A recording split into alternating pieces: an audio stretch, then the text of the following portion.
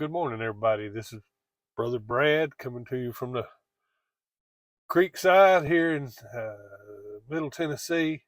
I hope everybody's blessed, and we continue our study in John chapter 4. I'll read a few verses here. Jesus, and the woman saith unto him, I know that the Messiah cometh, which is called Christ, and when he is come, he will tell us all things. Jesus saith unto her, I that speak unto thee am he. Hey, anybody that says that Jesus never claimed to be God, there's a verse right there. The Messiah, he claims, he made a claim right there. He said, I'm he. And upon this came his disciples and marveled that he talked with a woman. Yet no man said, What seekest thou, or why talkest thou with her? The woman then left her water pot and went on her way to the city, and saith unto the men, Come, see a man which told me all things that I ever did. Is not this the Christ? And we talked about uh, our subject is come see a man, and we talked about the deity of Jesus Christ, that he is God, he was God, he'll be God when he comes. He's the same yesterday, today, and forever.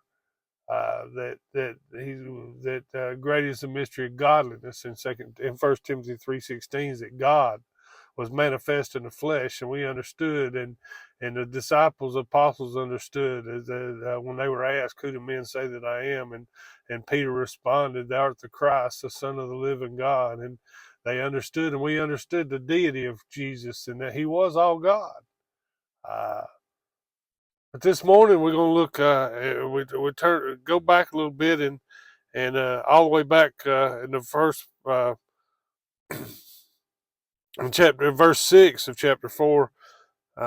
We'll start in verse 5. Then cometh he to the city of Samaria, which is called Sychar, near the parcel of ground that Jacob gave to his son Joseph. Now Jacob's well was there, and Jesus therefore, being wearied with his journey, sat down on the wall, and it was about the 6th hour. Hey, we see that Jesus, they said, come see a man. We see that he was a wearied man.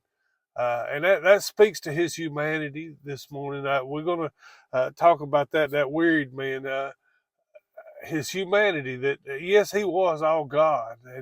And man, we worship and we can glory in that fact. And that is the foundation of our faith. But can I tell you, not only was he all God, but he was all man.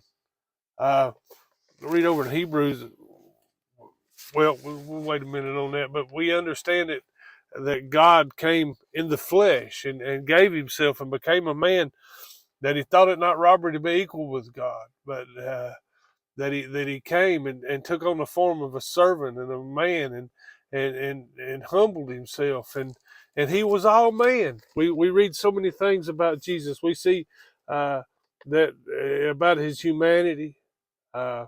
In Hebrews chapter 4, verse 15, we read this, For we have not a high priest which cannot be touched with the feeling of our infirmities, but was in all points tempted like as we are, yet without sin. Can I tell you that, yes, he battled the same flesh that we battle, and was tempted just like we are with the same temptations, uh, and probably greater temptations than even those that we have. Because Satan was always trying to destroy him and always on the attack, and there was those that ridiculed him, and they did those things to him, and as a mortal man he was tempted, I'm sure, at times just to take them all out. I would have been. And we see, we understand his humility this morning, that he was all man. He he had emotions like a man. In John chapter 11, verse 35, the Bible says Jesus wept. He wept over the death of a friend, and we see the sadness that he had over Lazarus's death.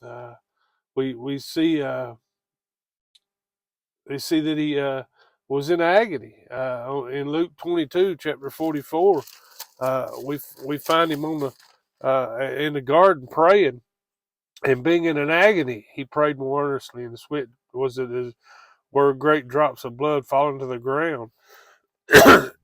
He agonized over what he was going to, the sin that was going to be put upon him, and he agonized on uh, the great burden and the great weight of sin that would be placed upon him with the cross. We see Matthew 4:2 as he's come out of the wilderness after fasting for 40 days. It said that he hungered. Uh, you ever been hungry? I know I have. And he hungered.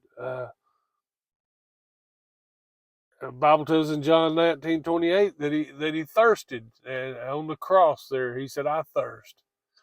And just like any other man would thirst, because that loss of blood and that dehydration that would cause you to be thirsty, that's part of the agony of the cross.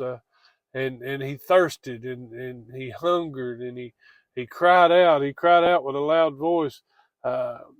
And gave up the ghost. He that pain, and I believe he cried out with that loud voice there at the very end. The last thing he did was cry out with a loud voice, and and he gave up the ghost and died there on that cross. But can I tell you, he was all God. Yes, he was all man. He did die on the cross. As a man, he died. He gave up his life and was killed and crucified and died the same physical death that every man, woman, and child on this earth has died since then. And that we all will, unless we're taken out by the rapture. But can I tell you this morning, hey, come see a man that's all God, that's able to do anything above anything that you can think or imagine. But yes, when he came to this earth, he was all man, and he gave himself for you and for me, that we might have a hope of salvation today. God bless. Occupy till he comes.